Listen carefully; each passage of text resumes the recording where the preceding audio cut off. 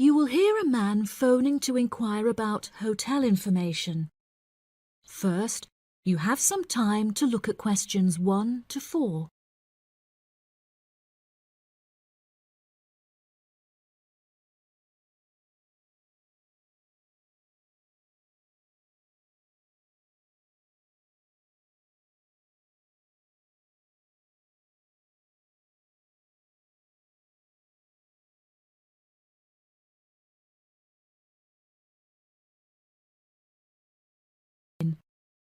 You should answer the questions as you listen because you will not hear the recording a second time.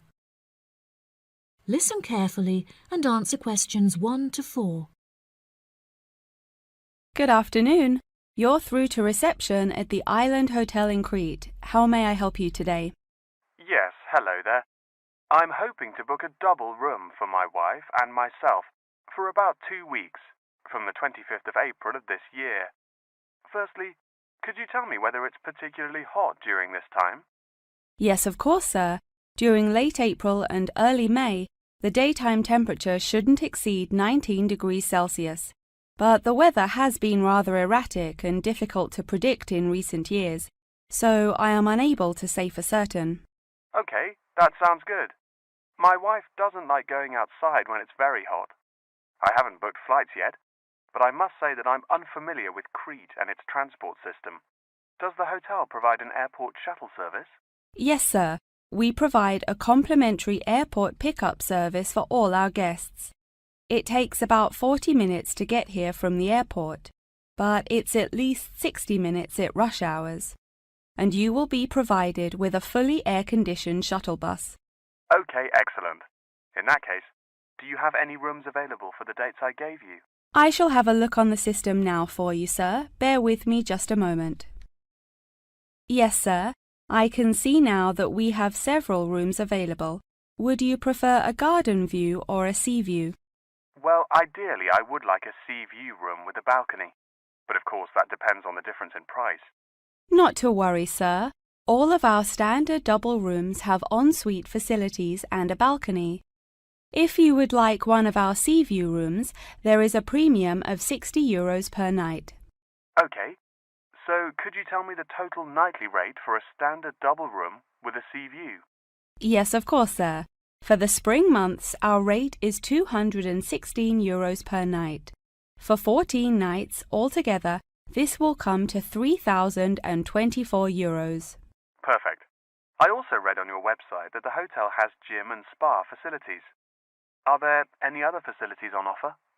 Yes, we have a large outdoor infinity pool overlooking the ocean, with luxury sunbeds and a poolside bar.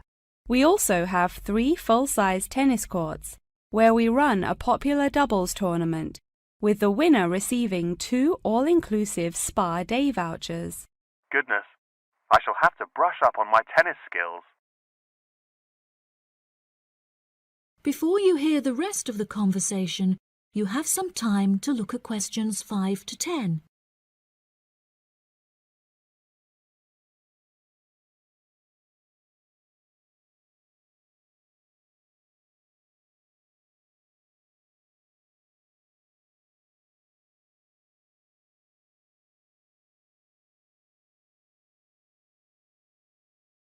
Now listen and answer questions 5 to 10.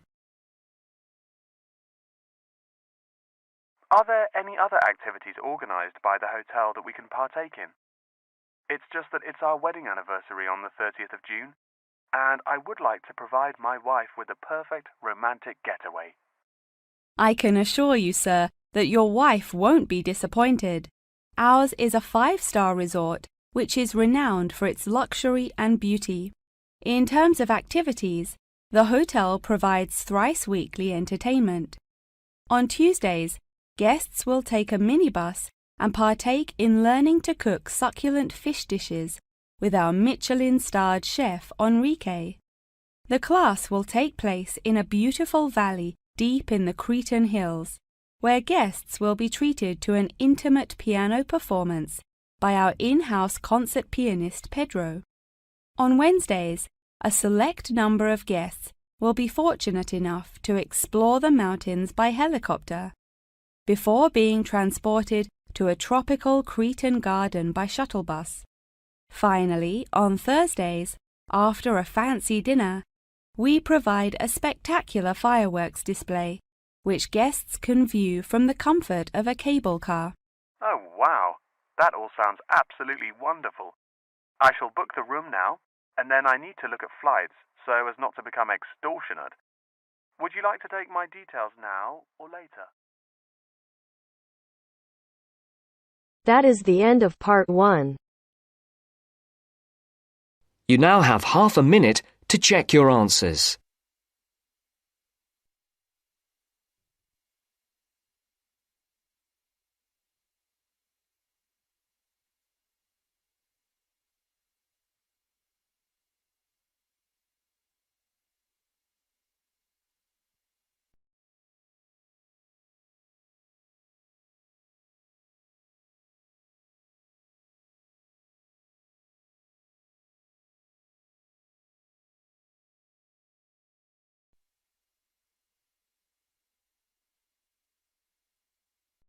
Now turns to part 2. Part 2. You will hear a podcast on Canberra's theme park. Now you have some time to look at questions 11 to 16.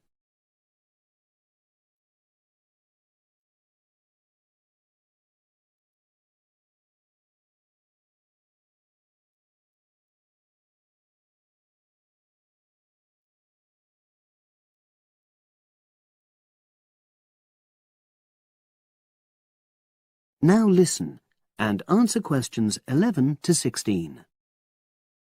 Welcome to Canberra's Park podcast. In the next few minutes, I'll tell you a little about the park and the amazing things we have to offer.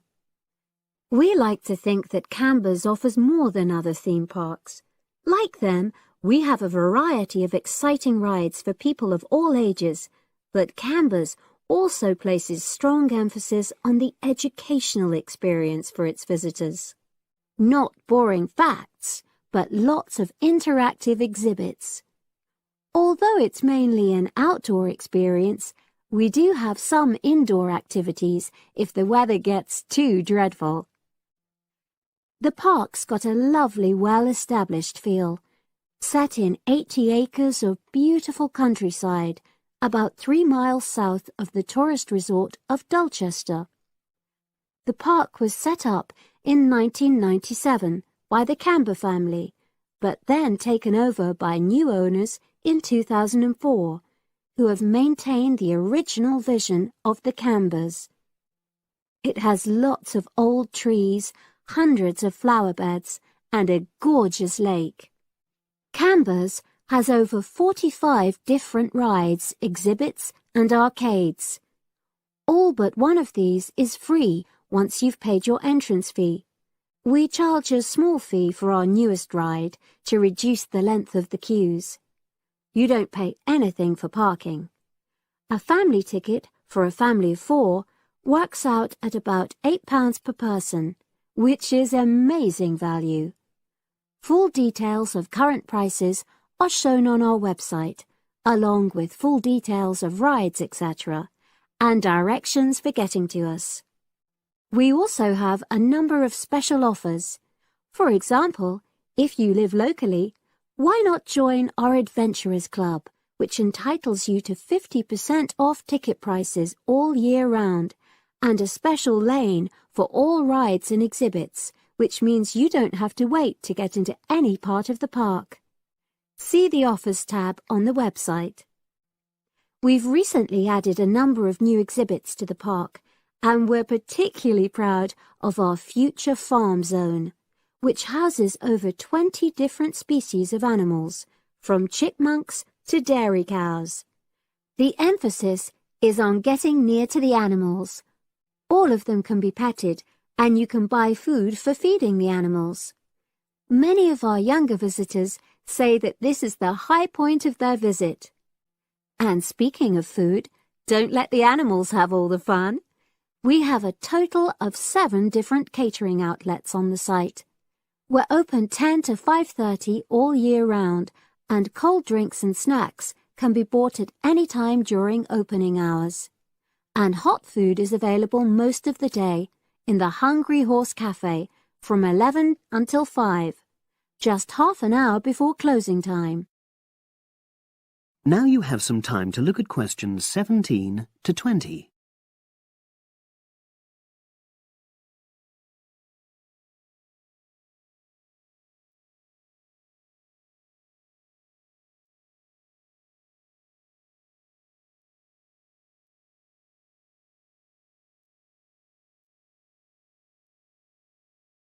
Now listen and answer questions 17 to 20. Now we want all our visitors to have an exciting time when they come to the park, but our first priority must be safety. Parents and guardians know their children's behavior and capabilities, but here at the park we have set certain conditions for each of the rides to ensure that all visitors get the maximum enjoyment out of the experience and feel secure at all times. There are 4 major rides at the park. Our newest ride is the River Adventure, which is designed to reproduce the experience of whitewater rafting. No amount of protective clothing would make any difference, so only go on this ride if you're prepared to get wet. Children under 8 can go on this ride, but all under 16s must have an adult with them. Not all of our rides are designed for thrills and spills. Our Jungle Gym roller coaster is a gentler version of the classic Loop-the-Loop, specially created for whole family enjoyment, from the smallest children to elderly grandparents, suitable for all levels of disability and health conditions. Carriages have comfortable seating for up to 8 people with safety belts for each passenger, which must be worn at all times. Sit back and enjoy the scenery. One of the best established and most popular of Canberra's rides is the massive swoop slide.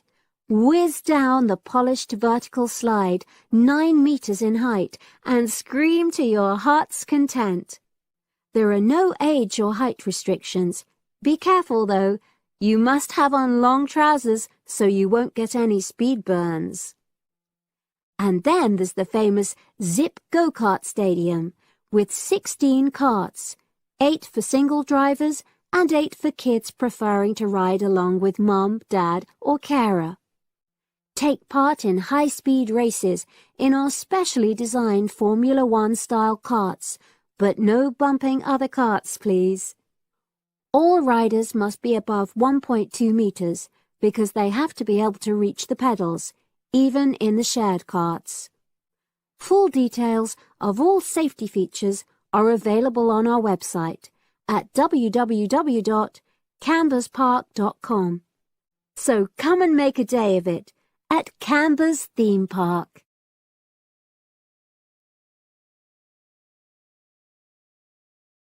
That is the end of part 2. You now have half a minute to check your answers.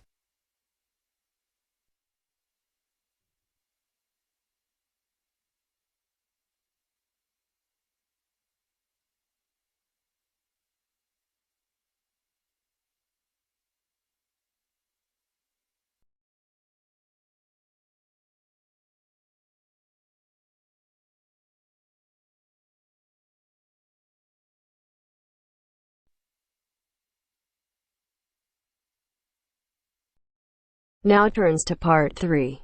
Part 3. You will hear a conversation between a professor and a student talking about taking a course. First, you have some time to look at questions 21 to 25.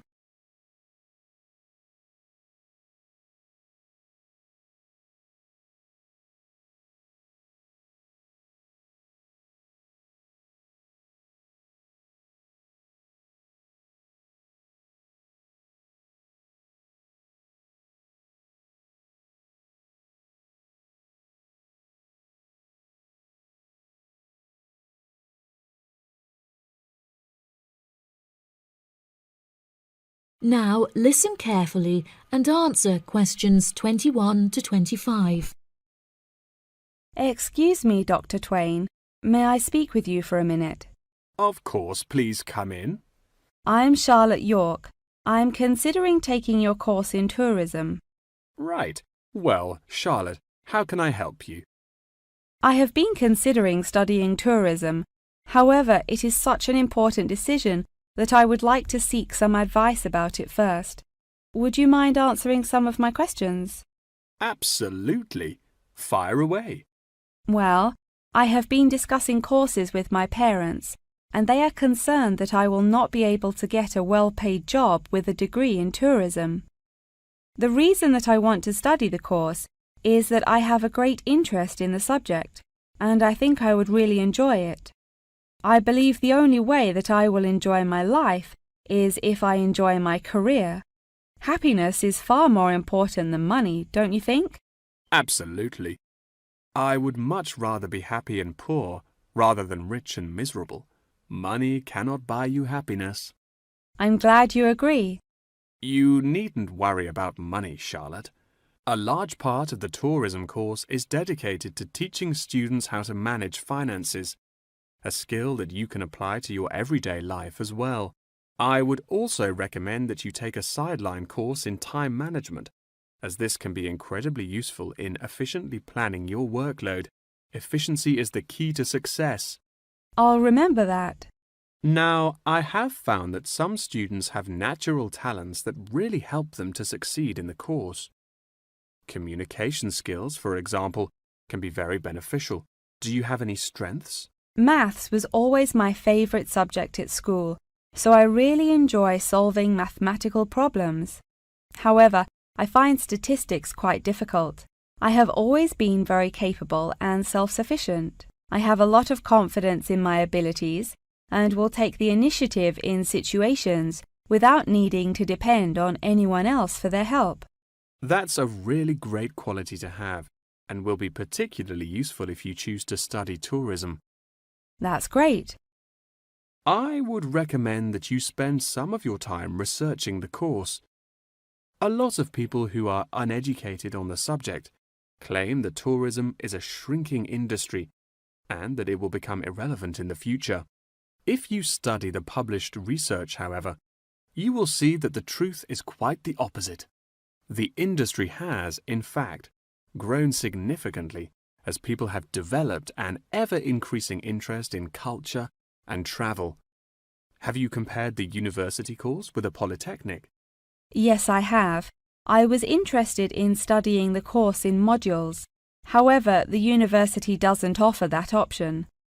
I don't have enough funds to be able to attend an expensive university, so I was relieved to see that the course is quite affordable. I also considered attending a summer school instead of university to save money, and so that I could work during the rest of the year. But I really wanted the university experience. I think that university would suit you well. Before you hear the rest of the conversation, you have some time to look at questions 26 to 30.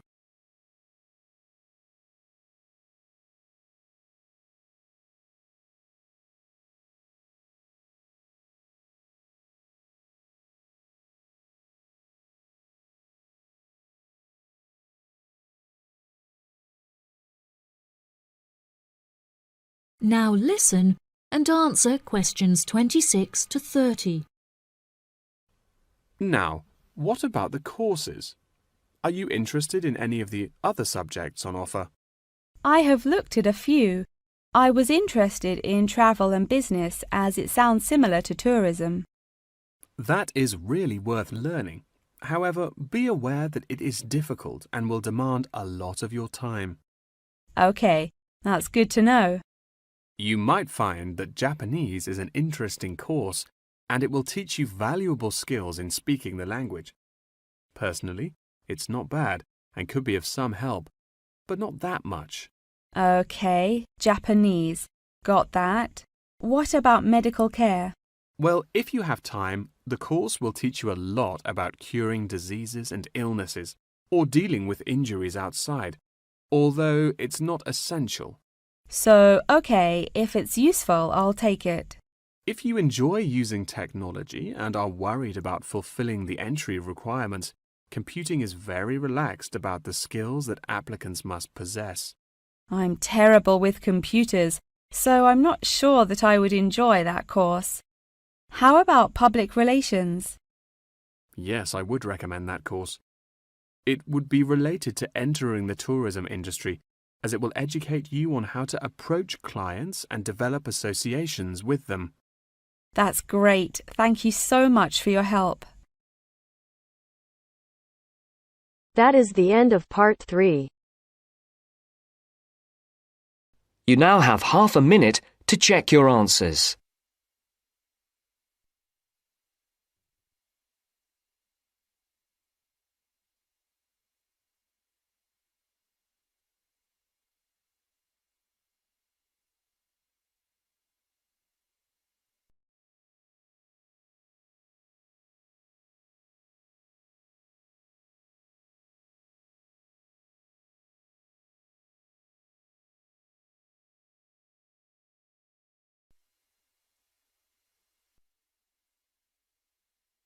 Now turns to part 4. Part 4.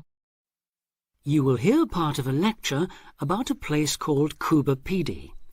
Listen carefully and answer questions 31 to 36.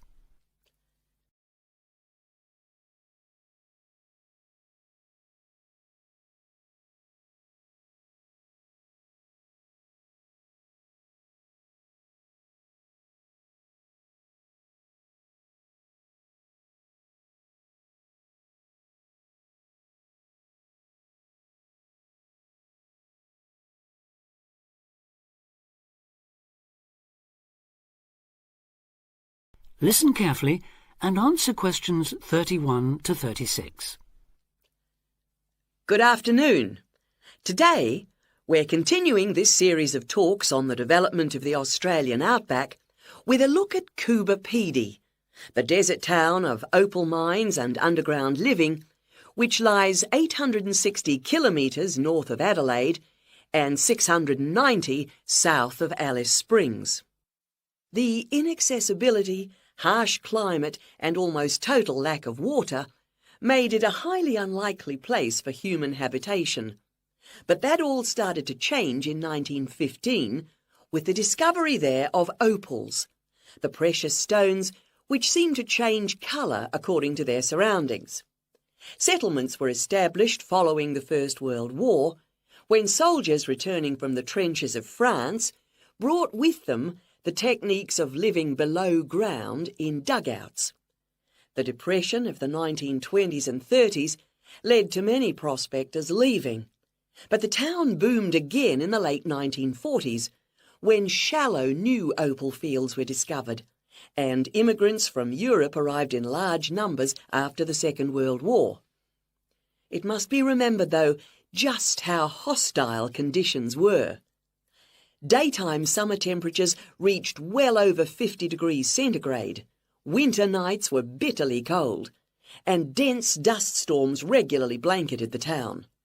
To cope with this, more and more people began living in disused mines and purpose-built subterranean houses, where the temperature remains at a comfortable 25 degrees all year round, so that eventually around 70% of the town's inhabitants had made their homes beneath the surface. This led to the construction of hotels and even churches below ground, as well as an entire underground shopping centre, the only one in the world.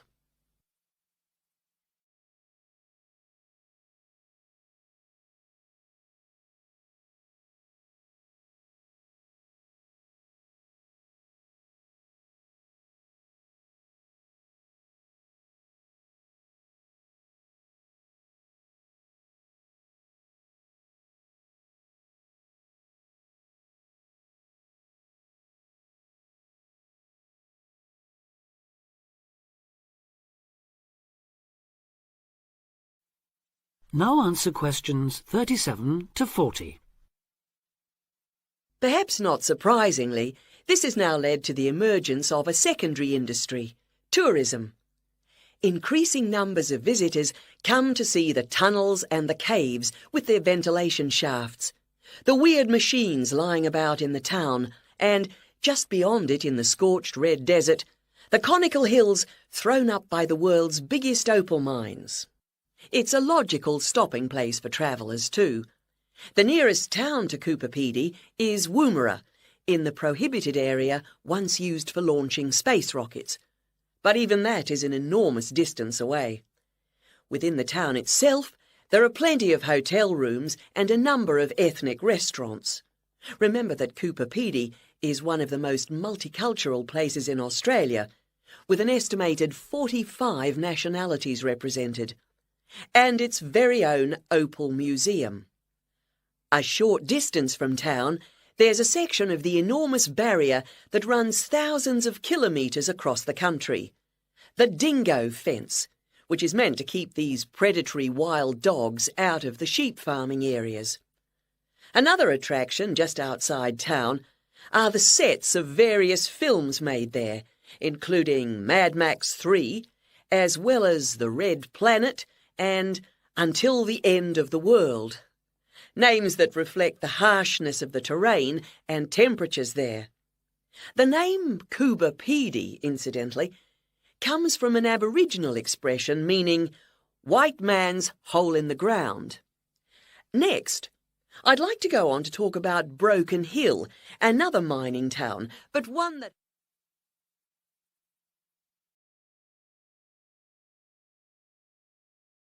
That is the end of part 4. You now have half a minute to check your answers.